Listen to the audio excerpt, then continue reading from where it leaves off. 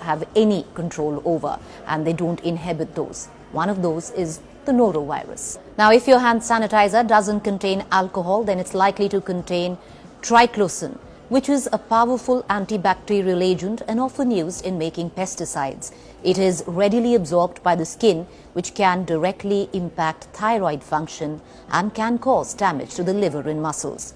Another thing, have you ever thought, a lot of us, especially now, immediately reach out for a hand sanitizer, use it, and then start eating something. Have you thought the kind of chemicals that you're consuming? Well, there are a lot of chemicals in hand sanitizers, and frequently consuming hand sanitizers because you don't wash your hands, you use a hand sanitizer instead, and then you use your hands to eat food. You're ingesting the hand sanitizer. Well, it can be very harmful for your immunity, counterproductive, especially for very young children. If kids constantly consume this product, then first it can lead to alcohol poisoning, and secondly, it can lower their immunity to such a level that the body's defense mechanism is in a constant fighting mode, which leads to weakened immunity. This can cause serious side effects when they grow older as well. These adults have a weak immune system and will be more vulnerable to diseases. Moreover, if your hand sanitizer is scented, that means it's loaded with toxins and chemicals. Synthetic fragrances contain phthalates, which are endocrine disruptors that mimic hormone and could alter genital development. So hand sanitizers don't just have these medical risks, but also certain physical impact as well if you use them. As we told you, that sanitizers contain alcohol, which make it highly flammable. So if putting alcohol on your hands, you go near any fire, it can cause some serious burns.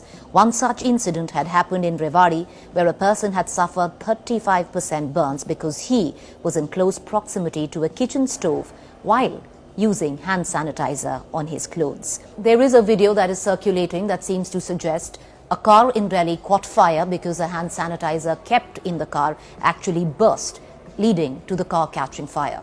Well, that's not a fact, it's untrue. However, if your sanitizer or hand sanitizer that is kept in the car is a big bottle, it's not airtight and is leaking, then vapors can keep accumulating in the car, making the car a small gas chamber. So all it possibly needs to start a fire is maybe a small spark somewhere, and these gases could then lead to a small fire within the car. So that's a fact, but no, hand sanitizers don't just burst into flames. A lot of you out there thinking that the best way to actually clean your masks that you're using is to dip them into sanitizer and clean them with your little bottle of hand sanitizer. Don't do that, because the vapors are then trapped in cloth, and when you wear your mask after attempting to clean the mask, the fumes would possibly cause nausea or even could lead to possible vomiting.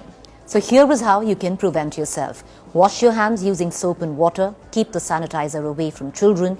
Keep hand sanitizers stored in bottles in a cool and dry place. Keep it in a safe distance from the kitchen and never apply it before you're going to cook or even eat. Clean your mask with regular soap and water. So ultimately, yes, hand sanitizers at this point of time could be an essential commodity if you don't have water and soap within easy access. Because if you do, that should be your first priority. Wash your hands with soap before you use a hand sanitizer.